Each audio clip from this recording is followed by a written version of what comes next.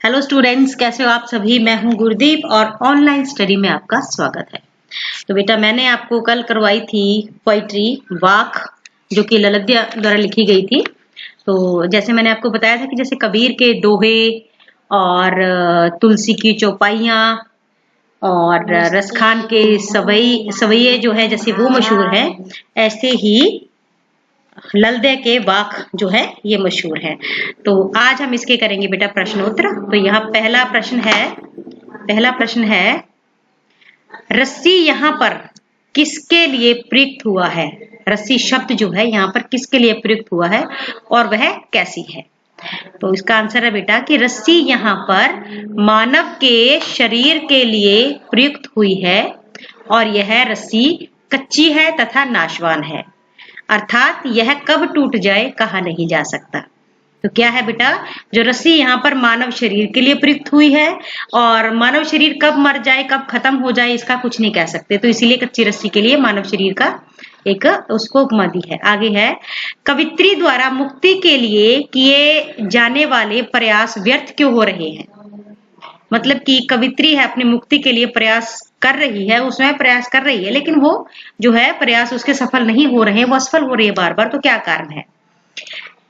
कवित्री के कच्चेपन के कारण उसके मुक्ति के सारे प्रयास विफल हो रहे हैं, अर्थात उसमें अभी पूर्ण रूप से प्रौढ़ता नहीं आई है। प्रौढ़ता होता है बेटा, जैसे हम कहते हैं ना मैच्योर और एक्सपीरियंस आना। अभी कवित्री को मुक्ति का सही रास्ता नहीं पता, उसका कच्चापन है, इसीलिए जो क्या है वो सफल नहीं हो पा रही है। इसी वजह से प्रभु मिलने के जो सारे प्रयास हैं वो व्यर्थ हो रहे हैं।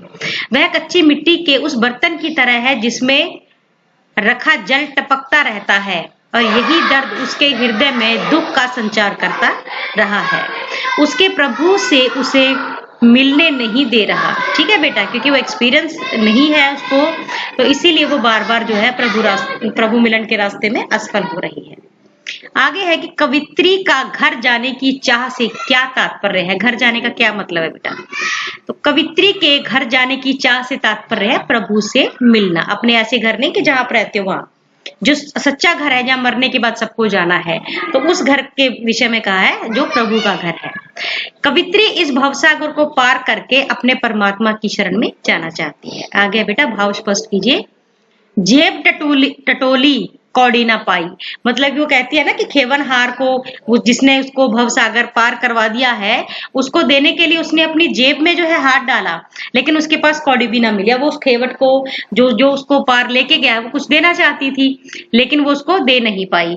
इसका मतलब क्या है बेटा कि उसने दुनिया में रहकर कोई भी अच्छा कार्य नहीं किया जिसे वो, कि प्रभु ने अगर उसको पार उतारा है तो उसके बदले में वो अच्छे कर्म उसको दिखा सके।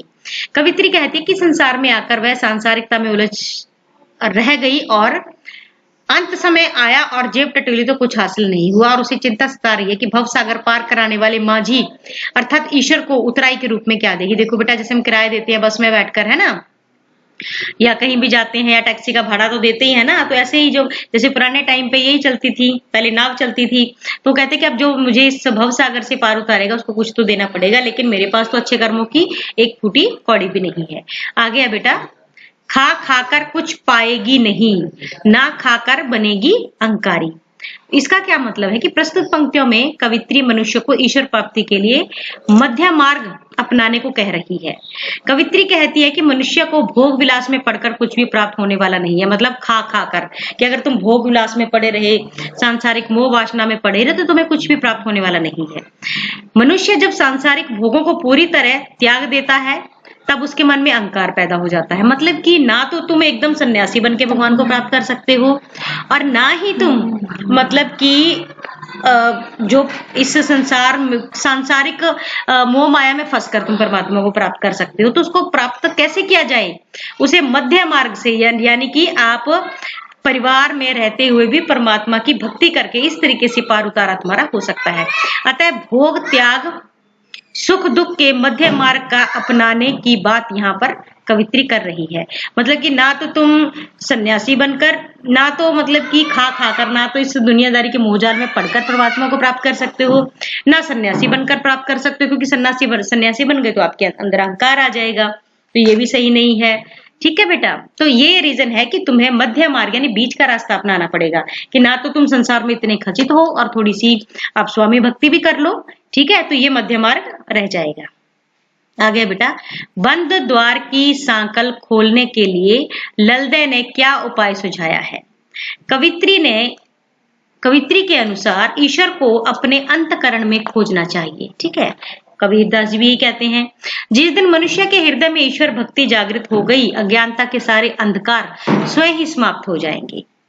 जो दिमाग इन सांसारिक भोगों को भोगने का आदी हो गया है और इसी कारण उसने ईश्वर से खुद को विमुख कर दिया है, प्रभु को अपने हृदय में पार कर स्वयं ही ये सांकले जंजीरें जो खुल जाएंगी और प्रभु के लिए द्वार के सारे रास्ते मिल जाएंगे।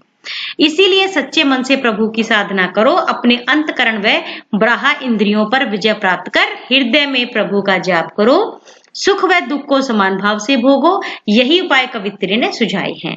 तो एक तो सच्चे दिल से प्रभु की भक्ति करो, मोह माया से ऊपर उठ जाओ, सुख दुख को सम कर जानो। तो इन सारी चीजों से जो है साकल है, जो बंद द्वार है, यानी कि प्रभु मिलने में जो दिक्कतें हैं, जो अड़चने हैं, वो स्वयं ही दूर हो जाएंगी। तो 6वां प्रश्न है बेटा यहाँ पर, ईश्वर प्राप्ति के लिए बहुत से साधक हठ योग जैसी कठिन साधना भी करते हैं, लेकिन उससे भी लक्ष्य प्राप्त नहीं होता। यह भाव किन पंक्तियों से व्यक्त होता है? यानी कि जैसे हम कहते हैं योग साधना करके भी जो लोग करते तो हैं, जो योगी हैं, बहुत वो कठिन साधना होती है, लेकिन फिर भी परमात्मा को प्राप्त नहीं कर पा सकते। तो ये किन भावों में आया है, किन लाइनों में? तो वो लाइनें हैं बेटा, आई सीधी राह से गई न सीधी राह, सुषमत सेतु पर खड़ी थी बीत गया दिन आ, जेब टटोली कौड़ी न पाई मांझी को दूं क्या उतराई। ठीक है बेटा, यानी कि सुषमना नाड़ी होती है अपने अंदर, एक इड़ा नाड़ी है, सुषमना है, तो इन दोनों के मिलने से मतलब ऐसा ये जो योगी मानते हैं कि भी हमारे अंदर षट चक्र बने हुए हैं, जब हम सिमरन करते तो एक एक करके जो है वो जागृत होते जाते हैं। तो इस प्रकार एक प्रोसीजर उन्होंने बताया है हठ योग के माध्यम से, जो कि बहुत ज्यादा मुश्किल है। 7वां क्वेश्चन है बेटा यहाँ पर, ज्ञानी से कवित्री का क्या अभिप्राय है? यहाँ कवित्री ने ज्ञानी से अभिप्राय उस ज्ञान को लिया है जो आत्मा व परमात्मा के संबंध को जान सके, ना कि उस ज्ञान से जो हम शिक्षा द्वारा अर्जित करते हैं। ठीक है बेटा, कवित्री के अनुसार भगवान कण कण में व्याप्त हैं, पर हम उसको धर्मों में विभाजित कर मंदिर व मस्जिदों में ढूंढते हैं। जो अपने अंतकरण में बसे ईश्वर के स्वरूप को जान सके वही ज्ञानी कहलाता है। ज्ञानी कौन है बेटा? जो परमात्मा को मंदिर या मस्जिद में नहीं ढूंढता, बल्कि अपने अंतकरण में जो है वो ईश्वर को प्राप्त करता है, वही ज्ञानी है बेटा, और वही उस परमात्मा को प्राप्त करता है। तात्पर्य यह है कि ईश्वर को अपने ही हृदय में ढूंढना चाहिए, और जो उसे ढूंढ लेते हैं वही सच्चा ज्ञानी है। यानी कि जो ढोंग पाखंड में नहीं पड़ते और जो मंदिर मस्जिदों में परमात्मा को नहीं ढूंढते, अपने अंतकरण में ढूंढते हैं, वही परमात्मा के सच्चे भक्त हैं, वही सच्चे ज्ञानी है। तो यही जो है कवित्री का अभिप्राय है। तो बेटा ये थे प्रश्न आपके, बहुत ही आसान सी ये पोइट्री है, इसके बहुत ही आसान से क्वेश्चंस हैं। तो उम्मीद करती हूँ बेटा कि आपको समझ में आ रहे होंगे। तो आपने क्या करना है, इन प्रश्नों को अपनी फेयर कॉपी पे उतारना है और साथ साथ आपने याद भी करनी है। तो आज के लिए बस इतना ही, धन्यवाद।